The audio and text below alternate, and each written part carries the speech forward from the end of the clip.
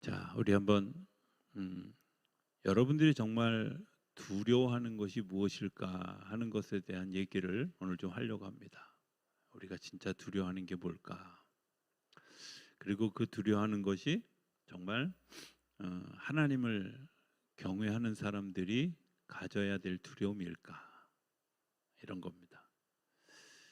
어, 일단 뭐가 제일 두려울까요? 예, 어제 그 제주도에 눈이 많이 와가지고 어, 제주도를 탈출 못한 사람들이 되게 많았다고, 그죠? 예. 야, 일주일만 빨리 눈이 왔으면 나도 저기 갇혀서 못 올 텐데 이런 생각을 했습니다. 제가 갔다 오고 나서 바로 저런 일이 생겨서 자, 더 실감나게.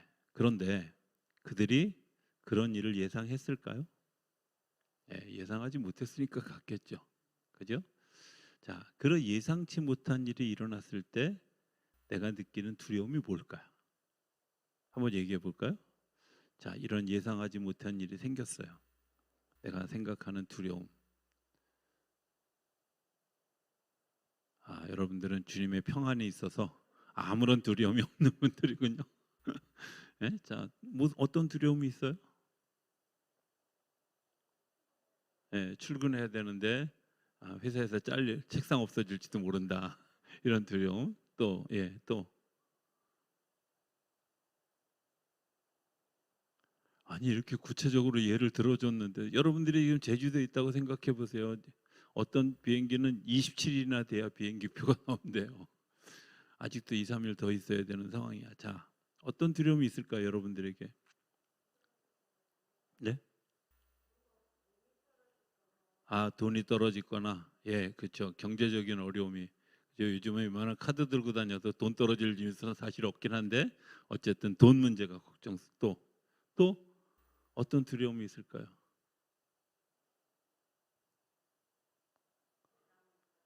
예? 집에 남아 있는 식구들. 네, 그죠? 역시 우리 박 권사님은 가정적인 게 분명해요. 집에 남아 있는 식구들. 또 이런 걱정은 안 해요? 날씨도 추운데 보일러 터지는 거 아니야? 이런 거 걱정도 우리 좀 할 수 있을까? 또 어떤 것들을 걱정하게 될까요?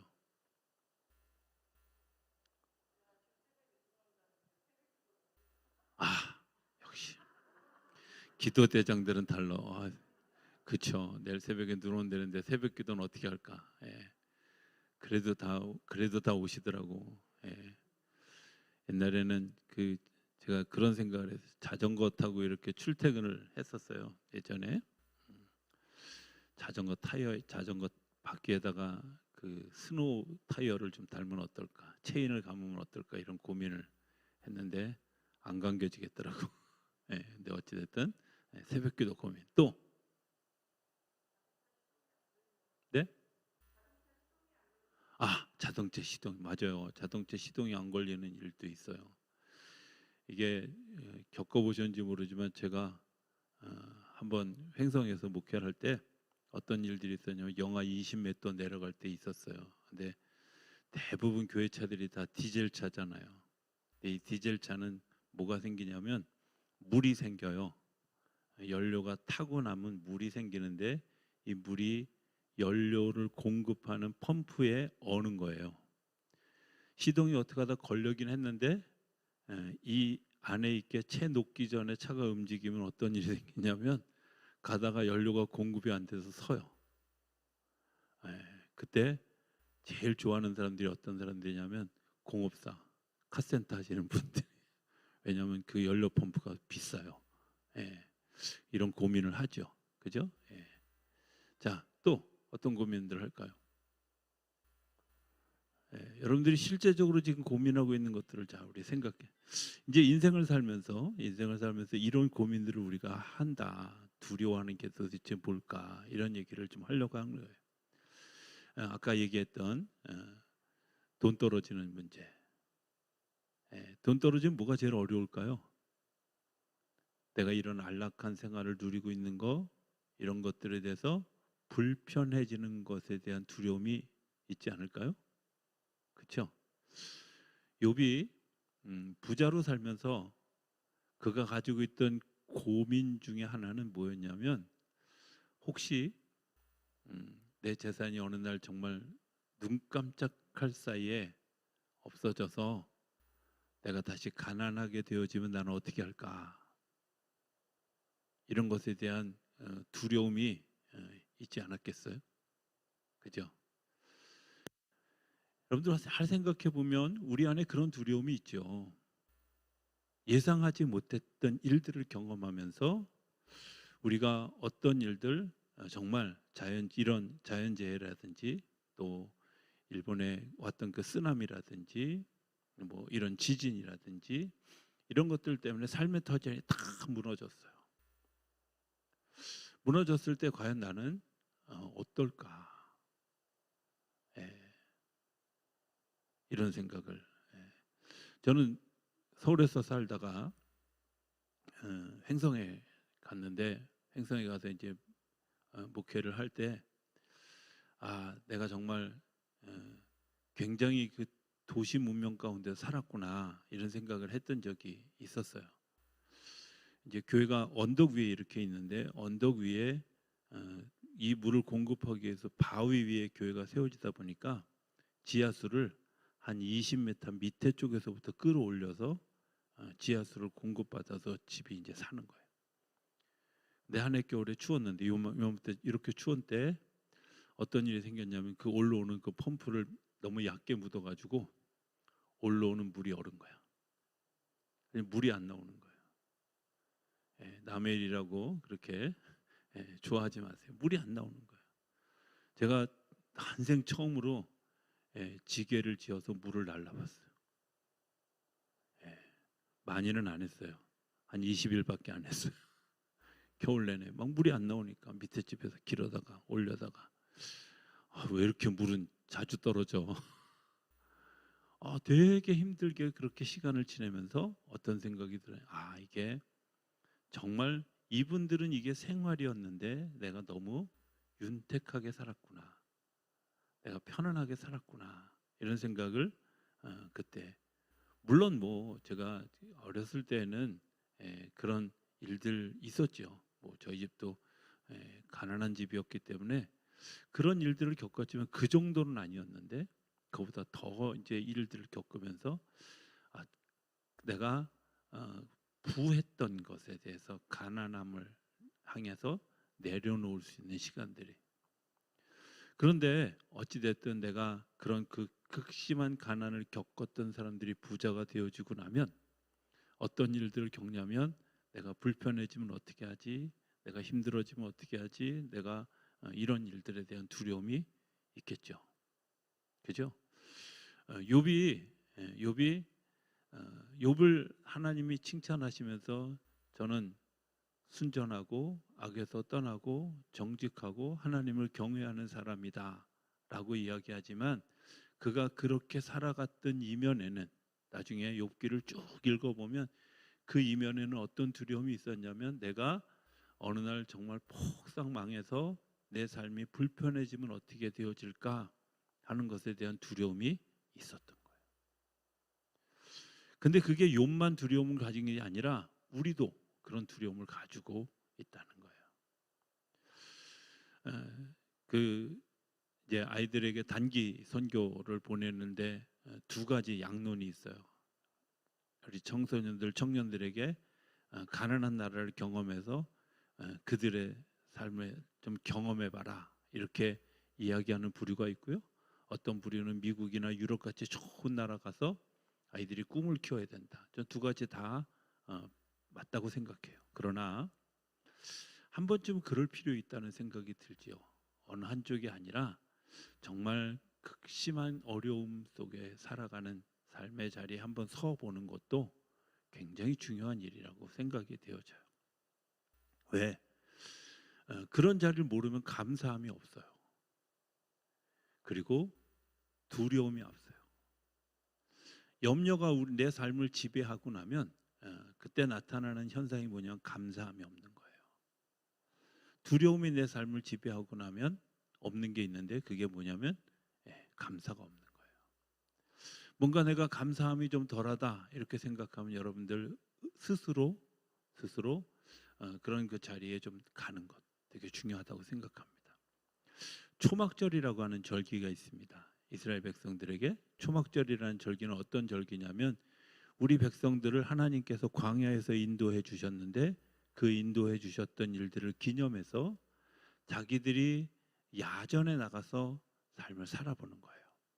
그래서 일부러 캠핑하려고 텐트 치고 나가는 게 아니라 예, 자기들이 광야에서 겪었던 그 하나님의 은혜를 다시 한번 생각하게 하려고 야영을 하는 거예요. 저는 교회 수련회가 그런 의미가 있다고 생각해요. 교회 수련회가 좀 최대한 불편하고 힘들고 그런데 그곳에서 임하시는 이끄시는 역사하시는 하나님의 은혜를 경험하고 나면 좀 다른 그런 일들을 겪게 되지 않을까. 그래서 예전에는 막 우리 청소년들 제가 청소년부 청년부 맡고 있을 때는 막 되게 많이 한 4kg 5kg씩 그 더운 여름에 걸리기도 하고요. 막 고통스러운 그런 수련회를 하기도 하고 그리고 일부러 막 좋은 그런 장소가 아닌 좀 험악한 장소에 이렇게 텐트를 치고 자기도 하는 일들을 했어요. 왜? 감사함이 없어요. 그렇잖아요. 사람에게 있는 두려움이 있는데 그게 뭐냐면 내가 지금보다 상황이 더 나빠지면 어떻게 하지 하는 것에 대한 두려움. 욥에게도 똑같은 두려움이 있어요. 두 번째 두려움은 어떤 두려움일까 하면 사람들의 비판, 친구들의 어떤 그런 그 날선 비판에 대한 두려움이 있죠. 사람들의 이목에 대한 두려움이 있습니다. 그가 정직하다, 또 순전하다 그렇게 들려지기를 원했던 마음속에는 무엇이 있냐면 다른 사람들이 나를 비판하면 어떡하지? 다른 사람들이 나를 이렇게 이야기하면 어떡하지? 하는 것에 대한 두려움이 있어요. 그죠? 여러분들에게는 없나요? 있죠. 제가 교회에서 제일 많이 들은 얘기가 있어요. 특별히 횡성에서는 별로 그렇게 들어본 기억이 없는데 연천 지나면서 조금 듣기 시작하고 서울 와서는 아주 내가 부지기수로 들었어요. 뭐라 그러냐면 이렇게 하면 욕 먹어요. 이거 이렇게 하면요 욕 먹습니다. 어떻게 견디려고 그러세요? 그게 습관이 돼가지고요 어떻게 하면 욕 안 먹을까? 근데요 보니까 제가 한 5년 지나면서 겪어보니까 잘해도 욕 먹고 잘못해도 욕 먹더라고요. 돈이 남아도 욕 먹고 모자라도 욕 먹더라고요.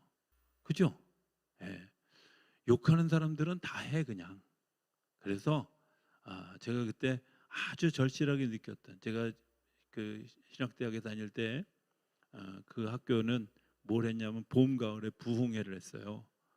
신앙 강조 주간 그래가지고 전 교생 부흥회를 하는데 지금 소천하신 김우식 박사님이라는 분이 강사로 오셨어요. 당시 한신대 총장 학장이셨는데 이분이 뭐라고 얘기하냐면 저는 정말 가슴에 탁 와닿는데 여러 이야기 중에 여러분들 목사들은요 51%만 지지를 얻으면 됩니다. 100% 지지 얻으려고 하지 마세요. 근데 그때는요 되게 사입인 줄 알았어요.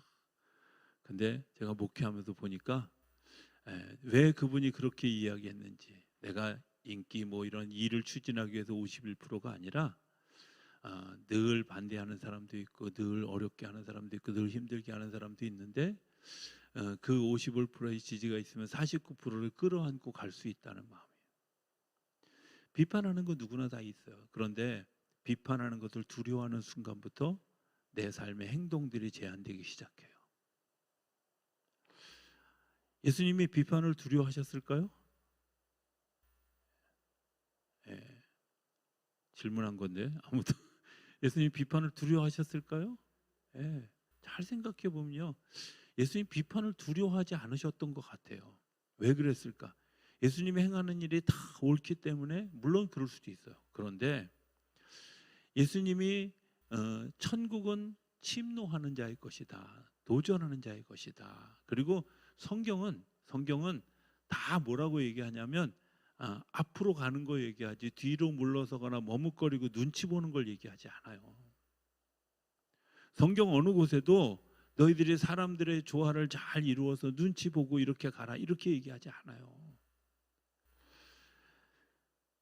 성경에서 정말 아주 적나라하게 얘기하는 거 뭐라 그래요? 내 마음을 오픈하라고, 내 마음을 열으라고. 여러분들 이거 열면 우리 같은 사회에서는 어떻게 돼요? 아니 미천 다 보여주고 어떻게 살아? 그죠? 내 약점 다 노출하고 어떻게 살아? 그런데 예수님은 당신의 약점 다 노출하고 살았어요. 어디 가도 내가 나사렛 사람이라는 거 숨기지 않았고요. 나사렛은 그 당시에 정말 저기 저 촌 중에 촌인데, 그리고 빈민촌인데 그 빈민촌에서 자란 자기의 출세 배경에 대해서 전혀 숨기지 않았어요. 자신의 모습 속에 자신을 꾸미려고 하지 않았어요. 그냥 있는 그대로, 있는 그대로. 그런데 가만히 보면, 성경을 들여다보면 성경 속에 나오는 선지자들이나 예언자들이나 하나님이 인정하는 사람들의 특징들이 뭐냐면 다 자기를 오픈하고 자기를 오픈한 상태에서 살았는데도 불구하고 고난이 있고 힘들었지만 이겼어요. 이겼어요. 그런데 두려워하는 사람은 이미 진 거잖아요. 내가 그런 비판에 대해서 두려워하는 사람은 이미 진 거예요. 이미 내가 내 수를 다 접고 가는 거예요. 그런데 그 접고 가는 그 순간부터 우리는 사실은 사단의 그 일들에 이미 우리가 속았다고 하는 사실을 알아야 돼요. 자기 오픈하지 않으려고, 자기의 잘못을 고백하지 않으려고 하죠. 고백하지 않으면 주님이 용서하시지 않는데 고백하지 않으려고 해요. 철저하게 숨기려고 하죠. 정말 왜 그렇게 숨겨야 될 게 많은지. 제가 요즘에 회개하는 게 하나 있어요. 그게 뭐냐면 옷이 커. 아니 이 옷이 도대체 왜 이렇게 큰? 특히 막 어떤 조끼는요. 이게 좀 죄송한 표현이지만 우리 집에 제일 날씬한 강아지 같은 이렇게 집어넣으면 안고도 숨길 수 있을 만큼 커. 그래서 얘가 왜 이렇게 크나 그랬더니 옛날에 이 큰 등치를 좀 가리려고 막 일부러 큰 것만 골라서 산 거 같아. 여러분들 모르는 사이에 몸무게가 한 8kg 빠졌더니 그런 일이 생겼어요. 그래서 제가 요즘 회개를 하는 거예요. 하나님, 저도 안 그런 듯 하면서도 숨기고 살았군요. 배 감추려고. 그랬군요. 여러분들 사실 생각해 보면 우리가 두려워하는 거죠. 사람들의 이목, 사람들의 비판. 그런데 여러분들 이렇게 생각해 보면 우리 사회가 한 20여 년, 15년 이상 아주 아픔을 겪는 그런 그 일들이 있는데 그게 소위 인터넷의 댓글, 이런 악플 이런 것들이잖아요. 여러분들 그 악플이 어디서 생겼다고 생각하세요? 그 악플이요, 어떤 특정한 사람들이 가지고 있는 어떤 특정한 공격 이런 거 아니에요. 사실은 나를 감추기 위한 두려움에서부터 시작했어요. 나를 숨기기 위해서. 어떤 사람 되게 교만해 보이죠? 사실은 교만함의 뿌리는 열등의식이에요. 남의 약점을 공격하는 사람들의 특징은 뭐냐면 자기가 숨겨야 될 게 너무 많은 거야. 그래서 저는 정말 남의 입에 거품 물고 다른 사람 욕하는 사람들을 딱 들으면 그냥 속으로 그래요. 야, 너 숨길 게 되게 많은가 보다. 그냥 이렇게 생각하고 말아요. 그리고 잘 안 들어요. 여러분 잘 생각해 보세요. 내가 숨겨야 될 게 너무 많으면 당연히 그게 넘치기 때문에 내가 입으로든 행동으로든 쏟아낼 수밖에 없는 거예요. 정말 우리 사회가 건강한 사회가 되기 위해서 진짜 중요한 일들은 뭐냐면 자기를 오픈하는, 두려워하지 않는, 다른 사람의 이목에 대해서 그렇게 두려워하지 않는 일들이 우리 안에 생겨나기 시작할 때 우리가 당당해지고 건강해질 수 있어요. 털어서 먼지 안 나오는 사람 없겠죠. 그런데 저는 이렇게 생각해. 실수하는 것을 두려워할 이유가 없어요. 그렇잖아요. 제가 아까 51% 얘기했잖아요. 잘해도 욕하는 사람들이 있어요. 예수님이 잘 하셨는데도 이해 못하고 받아들여지지 못하는 사람이 있어요. 선구자들은 늘 그런 아픔에 시달릴 수밖에 없어요. 그런데 내가 진리를 향해서 가고 있다면, 제가 자주 쓰는 말이 있어요. 그리고 스스로에게도 쓰는 말이 있어요. 그래, 5년 지나고 보자. 그래, 이 사건 끝나고 나서 보자. 이 사건 끝나고 나서 그때도 내가 틀렸는지 맞았는지 그럼 그때 가서 보자. 그냥 그러고 제가 그냥 지나가요. 10년 지나가면 보자. 20년 후에 제가 그렇게 이야기하고, 제가 뒤돌아서 별로 그때 그런 믿음을 가지고 나아갔는데 후회한 일이 별로 없어요. 근데 눈치 보고 머뭇거리고 그리고 막 이렇게 주저주저하고 그랬는데 돌이켜 보면 다 실망한 일들이에요. 욥은 이목이 두려웠어요. 그래서 이제 4장 이후부터 욥의 친구들이 막 신랄하게 공격하는 데 대해서 막 거의 알레르기적인 반응을 보일 만큼 굉장히 막 화가 나고 분노하고, 그리고 막 친구들하고 담을 쌓고 나중에는 용서할 수 없는 지경에까지 이르러 갔어요. 내가 너희들하고 다시 안 봐 하고 손절하는 일들, 그런 일들이 일어나게 되어졌어요. 왜? 그가 가지고 있었던 두려움이 현실로 나타났을 때 그 현실이 내 삶을 힘들게. 자, 또 다른 두려움은 뭐냐면 내가 병들까 봐 두려워하는 거죠. 병들까 봐 두려워하는 거죠. 여러분 한번 잘 생각해 보면요, 보편적으로는 다 병이 듭니다. 그죠? 병의 크고 작고의 차이일 뿐이지. 그런데 중요한 것은 그것을 이길 힘을 하나님이 주신다는 사실을 아셔야 돼요. 다음 주부터 우리 마스크를 이제 권고사항이 됐잖아요. 교회 오실 때 실내에서 다음 주일을 지나서부터는 마스크 벗으셔도 됩니다. 그런데 안 벗어요. 왜 안 벗는지 아세요? 자, 왜 마스크를 벗어도 된다고 이야기할까요? 그것은 저는 그게 믿음이라고 생각해요. 하나님이 우리에게 어떤 병균이 들어오면 이 병균을 이길 항체를 공장에서 만들어내요. 몸이라고 하는 공장에서. 그러니까 강한 것이 들어오면 들어올수록 이 안에서는 점점 강해져요. 그런데 마스크라는 차단 장치를 가지고 있으면 이 저항력이 몸에서 강한 게 나오지 않아요. 부작용이 생기기 시작한 거예요. 워낙 병균이 창궐할 때에는 그럴 수밖에 없었다고 하지만 지금은 그렇지 않잖아요. 우리 안에 이미 내성이 생겼고 이길 힘이 생겼어요. 그 힘의 바이러스를 가지고 있는데 이제 마스크 벗어도 그거 걱정하지 않아도 됩니다 라는 차원에까지 간 거예요. 그걸 학자들이 생각하고 의논하고 결정한 거예요. 그러니까 저는 그런 일에 대해서 우리가 이제 더 강해야죠. 같은 맥락으로 영적인 시험이 깊게 오면 힘들게 오면 올수록 주님이 나는 이것들을 이겨갈 강한 힘이 있다는 사실을 주님이 아시는 거죠.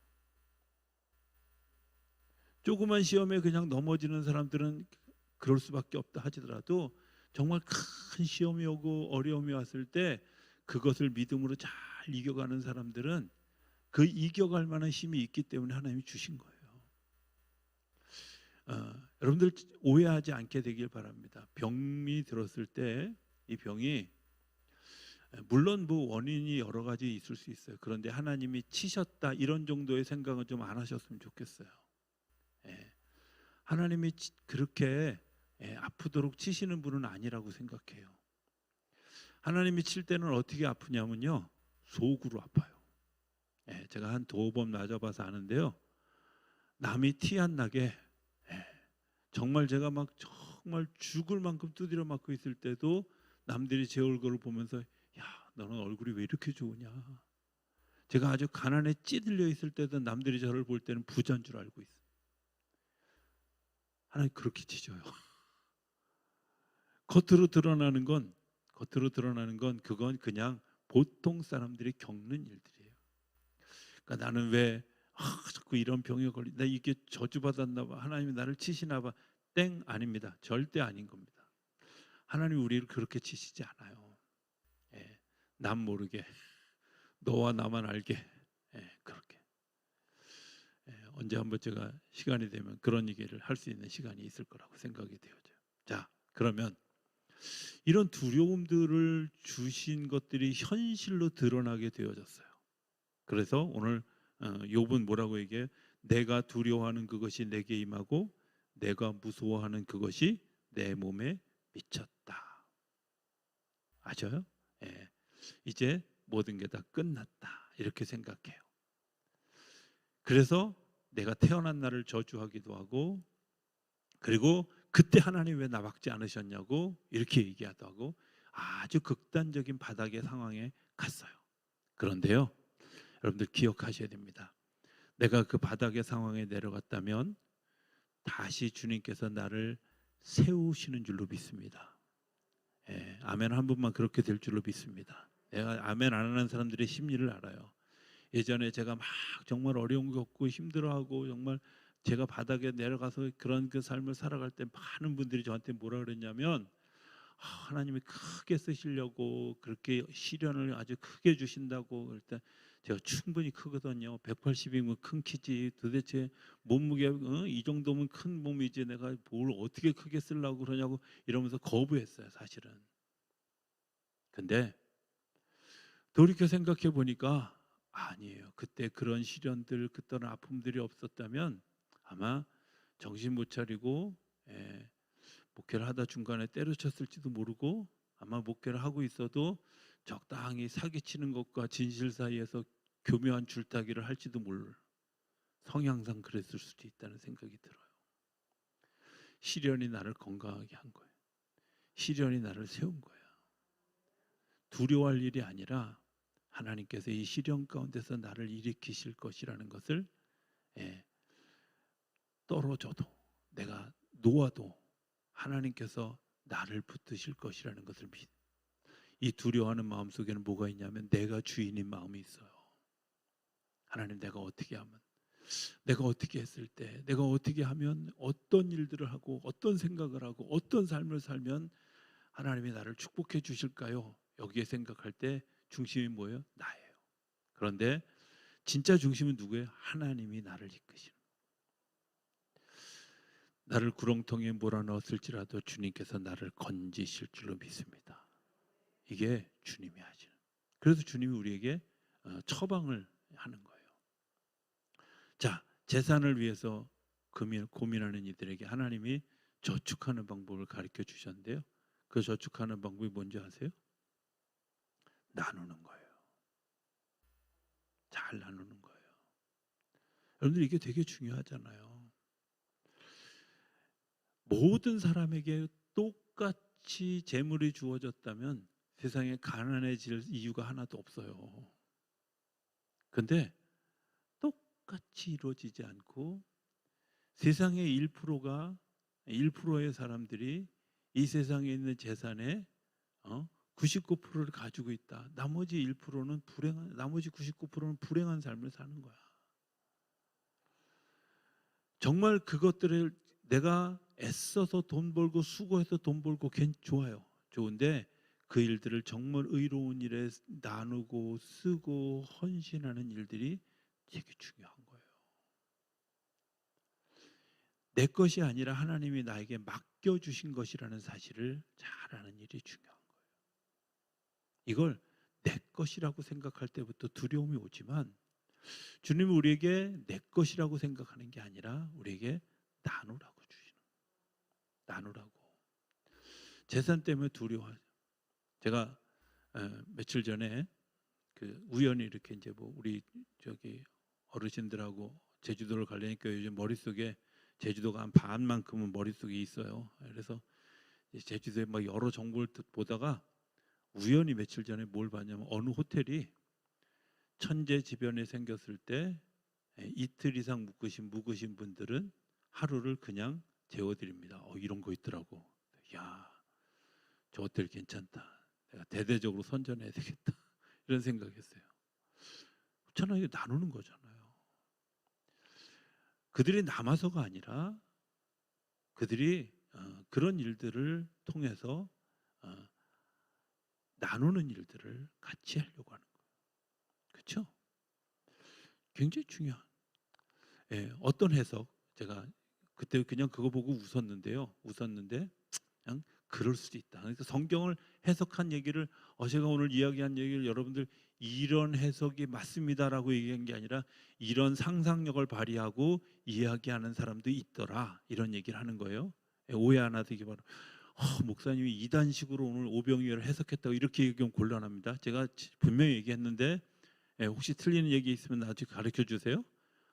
그 해석에는 어떻게 써놨냐면 오병이어의 기적이 일어난 이유는 아주 작은 아이가 물고기 2마리하고 보리떡 5덩어리를 가져와서 탁 내놓는 걸 보고 그게 도시락이라는 거야. 그래서 그 도시락을 가져온, 제가 내놓는, 용기 있게 내놓는 걸 보고 딴 사람들도 자기들이 가지고 온 도시락을 다 펼쳐서 꺼내놓고 같이 예수님이 축복하고 기도했더니 다 먹고 남은 쓰레기가 12중 강줄이라. 아무도 반응을 안 하는 게, 이런 해석을 하는 사람도 있더라. 근데 저는 해석은 틀렸지만 실제 우리들의 삶에 이런 거 아니에요. 정말 다 내어놓으면 굶을 사람이 어디 있어요? 다 내어놓으면 불편할 사람이 어디 있어요? 주님이 우리에게 나누라고 하시는 거예요. 흘려보내라고 하시는 거예요. 그 사람이 그 일을 할 때 내가 흘려보낸 그것 때문에 하나님의 역사가 일어나는 거죠. 하나님의 일들이 일어나는 거예요. 두 번째, 욥이 불편해했던 거 뭐예요? 비판하고 사람들이 오해하고 이런 것들이잖아요. 여러분들이 이 오해하고 나누는 일에서 진짜 중요한 일들이 뭐냐면, 나중에 42장쯤 가서 결론을 다시 하겠지만 용서하고 이해하는 거예요. 그 사람의 그런 상황들을 용서할 수 있는, 이해할 수 있는 거예요. 저는 저희 아이가 집단 폭력을 경험해서, 왕따도 경험했고 집단 폭력을 경험했던 피해자의 부모예요. 진짜 그것 때문에 너무 화가 나서 정말 그때 그 감정으로 돌아가고 싶지 않은데 정말 너무 화가 나서 그 아이들 정말 너희도 똑같이 좀 당해봐. 막 제가 그 현장을 이렇게 찍은 사진들을 제가 보관하고 있으면서 정말 가슴 아프게 아주 오랜 시간 용서하는 시간들을 가졌어요. 근데 하나님이 저에게 그때 주셨던 마음이 이거였어요. 제가 너무 분노하고 화내면서 새벽 기도에 갔더니 하나님이 저에게 물으시더라고요. 2, 3일은 진짜 기도도 못했어요. 근데 아프냐? 당연히 아프죠. 내 딸이 맞았어요. 그러냐? 내 아들도 맞았다. 내 아들도 채찍에 맞았고 못에 찔렸고 가시면류관을 썼고 사람들의 무자비한 채찍, 정말 말도 안 되는 그런 일들이 일어난 것을 나도 겪었다. 근데 제가 아무 말을 할 수가 없었어요. 그때는 그 사건이 무언지 잘 몰랐는데, 그리고 그것 때문에 용서하려고 애를 쓰고 그것을 잠깐 감내하고 견뎌갔는데, 돌이켜 생각해 보니까 그때 그 일이 내가 더 많은 사람을 이해할 수 있는, 더 많은 사람들의 악플러들을 받아들일 수 있는 그런 마음의 넓이가 생겼더라고요. 욕하는 사람들은 숨겨야 될 자기 것이 너무 많은 거예요. 이해가 필요하고 용서가 필요한 사람들이지 삿대질이나 채찍이 필요한 사람들이 아니라는 거예요. 용서하고 이해하는 일이죠. 병들었어요. 병들은 것 때문에 여러분들 병들은 일들을 이기는 방법 간단합니다. 건강을 위해서 애를 써야죠. 자기 관리를 잘하는 일이 되게 중요해요. 근데도 병이 생길 수 있어요. 그렇죠? 이런 거 아세요? 자기 몸을 너무 청결하게 하는 사람도 병에 걸려요. 적당히 지저분해야지 안 걸리지. 자기 관리라는 게 뭘까 생각해 보면 저는 그렇다고 생각해요. 내가 내 생각이 건강해지고 내가 이런 것들을 수용할 수 있는 그런 마음가짐을 가질 때 비로소 건강할 수 있어요. 작은 일에도 상처받고 그 트라우마를 겪고 힘들어하는 사람에게 건강은 건강이 아니에요. 단순하게 우리가 건강을 생각할 때 몸의 건강만을 생각하지만 몸도 정신도 영적인 것도 건강해져야 되잖아요. 근데 그것을 위해서 우리가 어떤 운동? 우리가 마치 육신을 위해서 밥을 먹는 것처럼 영적인 양식을 위해서 우리가 말씀을 먹고요. 우리의 정서적인 양식을 위해서 건강한 문화를 누리는 거예요. 우리가 운동하잖아요. 영적 운동을 위해서 뭘 해요? 예, 운동하잖아요. 몸의 운동을 건강을 위해서 그죠? 예, 제가 너무 깜짝 놀랐는데 제가 누구라고 공개하지 않고 우리 교인 중에 한 분이 기도 제목을 냈는데 기도 제목 4번이에요. 4번이 우리 담임 목사님 올해 내내 1시간 운동하게 해주세요. 사모님은 2시간 운동. 아니 이걸 기도 제목이라고 냈어요. 그랬더니 제가 제 마음이 그렇다는 거예요. 근데 제가 너무 감동을 받았어요. 그래서 1시간 이상 이제 운동하려고. 그분의 기도가 응답 안 되면 안 되잖아. 어찌 됐든. 그래서 여러분들 이게 저는 그게 굉장히 중요한 일이라고 생각해요. 자, 그러면 우리가 정서적인 운동은 뭐예요? 용서하고 화해하고 화해를 만들어가는 정서적인 운동이 우리 안에 있어야 되고요. 영적인 운동은 뭐예요? 예배하고 기도하고 찬송하고. 여러분들 기도할 때 어떻게 기도해요? 요즘은 그렇게 기도하는 잘 없는데 통성으로 기도하고 기도 시작하면 다 이러잖아. 그죠? 잘 모르시는군요. 기도할 때 다 이렇게 기도해요. 무조건 주님의 말씀이 옳습니다. 이러고 기도하는. 찬송 부를 때는 다 이러잖아. 왜 그런지 아세요? 주님 내가 모든 것을 포함하게 해주세요 이러는 거. 다 이거 운동이에요. 운동, 영성은. 그 운동하는 거잖아. 그 운동이 우리를 건강하게 하는 거예요. 내가 염려하고 두려워해서 되어지는 것이 아니라 이겨갈 힘을 주시는 하나님의 인도하심을 따라서 걸어가는 거죠. 오늘 첫 번째 불렀던 찬송 제가 정말 한 30년도 더 돼. 제 기억에 어디선가 한번 특송하느냐고 한번 불러보고 한 번도 안 불러보다가 갑자기 주님이 이 찬송을 좀 불렀으면 좋겠다 그러시길래 불러본 지 하도 오래돼서 틀릴지도 모르는데요. 막 이렇게 고민했는데 여전히 틀리더라고. 근데 어찌 됐든 우리의 인생이 그렇잖아. 그런데 그 두 번째 찬송 예수가 거느리시니 즐겁고 평안하구나. 우리의 두려움은 두려움이 아니라 예수님의 평안함을 경험하기 위한 그 사다리 하나를 올라가는 과정인 것을 기억하실 수 있게 되길 바랍니다. 두려워하는 것을 여러분들 두려워하지 마십시오가 아니라 욥기를 지나는 동안에 두려움을 이길 무언가를 이제 경험하고 그것 때문에 올 한 해가 지나갔을 때는 정말 더 든든한 영적인 군사로 또 더 든든한 믿음의 사람들로 세워지는 거룩한 역사가 일어나게 되기를 주 이름으로 축복합니다.